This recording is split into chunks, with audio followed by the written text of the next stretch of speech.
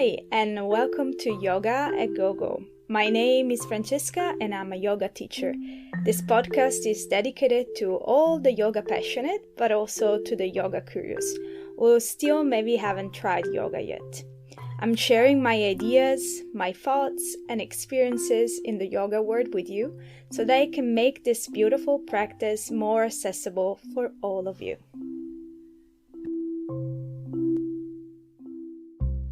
Hello everyone and welcome to this third episode of Yoga at Go-Go, the podcast dedicated to all the yoga passionate and yoga curious out there. My name is Francesca. I'm a yoga teacher, a yoga lover, and I'm gonna host this episode today trying to debunk one of the biggest myths out there about the yoga practice. This episode in particular is dedicated to all of you who have never tried yoga before or just a few classes and decided to give up. As a yoga teacher, my job is not really the one to convince anybody to come and practice yoga, but to be there whenever you are ready to practice a yoga class. But I feel like we have a responsibility in what people expect nowadays in a yoga class, and I'll try to explain myself in the easiest way possible, and also today try to be as short as I can. There is always a lot to cover, but I believe this episode in particular will be a fairly short one, so let's dive in with our topic for the day. As the title of this episode will suggest, the question today is, do I need to be flexible to practice yoga? The answer, even if it seems to be obvious, is not that obvious.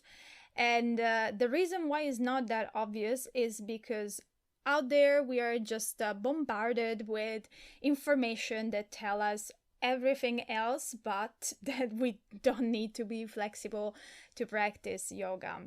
When I started my yoga practice, I was lucky enough not to have any social media active.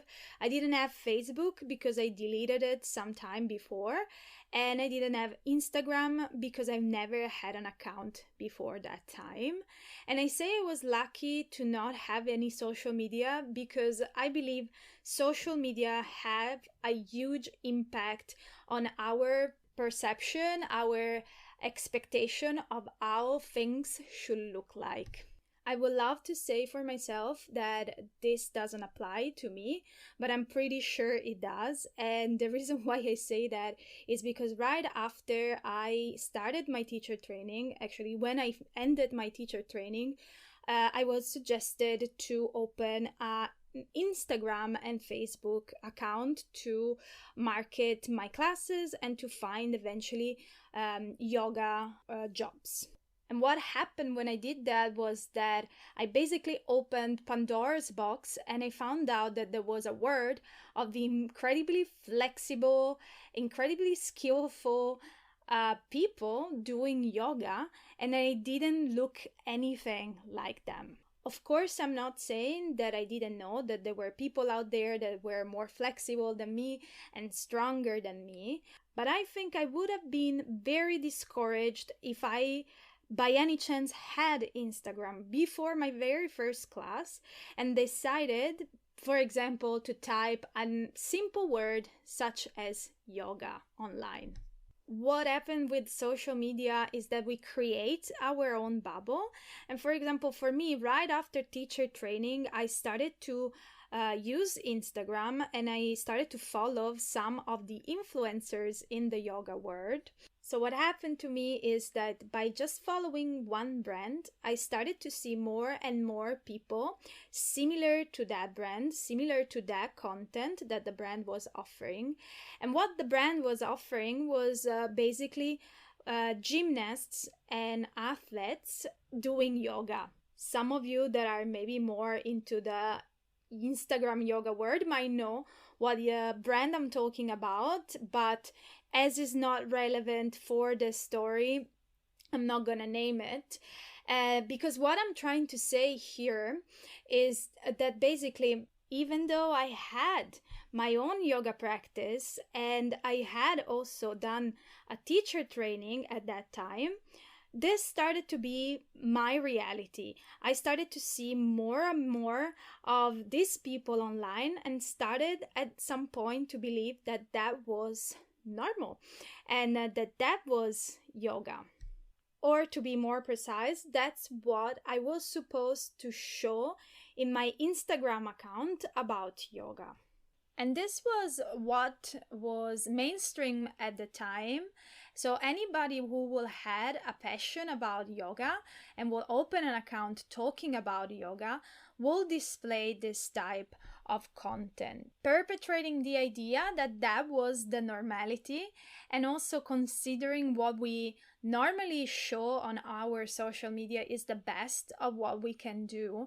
We were all showing the best of our skills in the most difficult postures and tapping into circus, into acrobatic, into anything that the Western world basically gave to the yoga practice.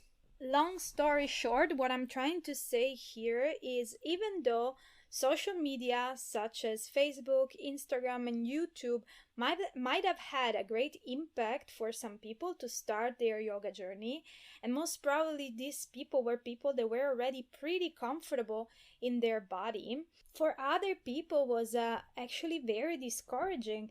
And that's why I think the answer to do you need to be flexible to be yoga is not that simple, because us as yoga teacher were the first one that tried basically with our post to say, yes, you need to be flexible because you need to do this, this, this, and this. I don't know if now social media is a kinder place or if my bubble is a kinder place. So what I see right now is a display of different type of accounts. So people that are actually teaching online, sharing valuable content about what they are doing and marketing still themselves, but in a more ethical and sustainable way. And so what I see right now is a shift on the type of content that is created and is shared online for the potential students, but still there is a lot to do.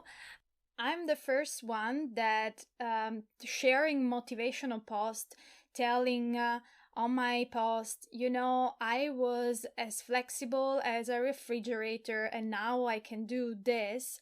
I always forget the simple thing about social media, which is most probably 2% of the people that are watching right now their screen will just see the picture and never read what I wrote in the content, and it's what they will know about yoga today. So that sounds like my apology to the world for what I shared until now on my social media.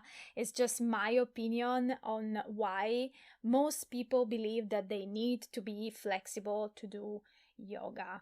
And so the answer is a no. You don't need to be flexible to start your practice of postures of yoga. You will most probably get flexible by doing it.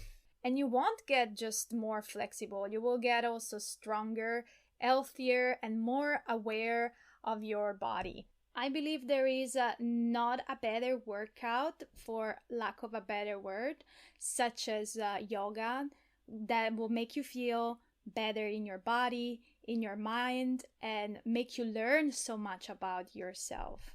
So now that we know that what is displayed out there in the internet is the best of what professional have to offer of their own practice, of their most incredible things that they know how to do, now the only thing that we should know how to do is to choose the practice that works for us. And I say that because, as you know, if you listen to some of the other episode of the other two episode of this podcast, right now I am at home injured because I had a surgery, and I cannot practice what I will normally practice by myself at home. And I need a practice that is at my level right now. So I don't want to try to hurt myself. I don't want to try, for example, to do a handstand today, because I know that my body cannot support me in that and I will hurt myself. And I won't try to do exactly the same thing that I was able to do before the surgery, because my body is not in that place. And same thing you need to do when you have never done yoga before, trying to meet your body at your level right now without trying to push yourself or your mind into the idea that you need to mold your body into a specific posture.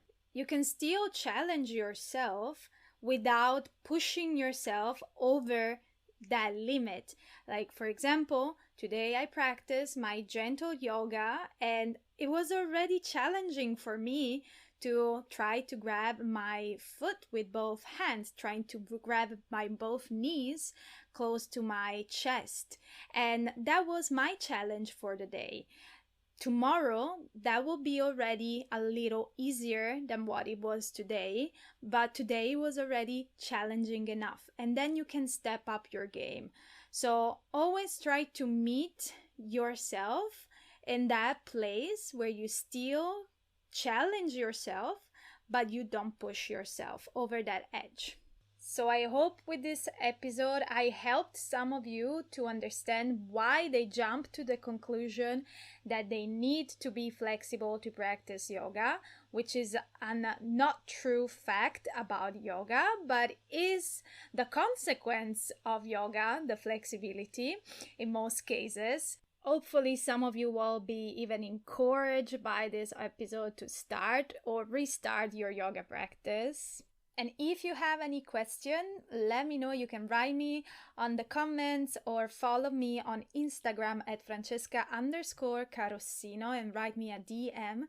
From next week, I will start again my online classes. You can find how to book my yoga classes at www.yoga-with-friend.com.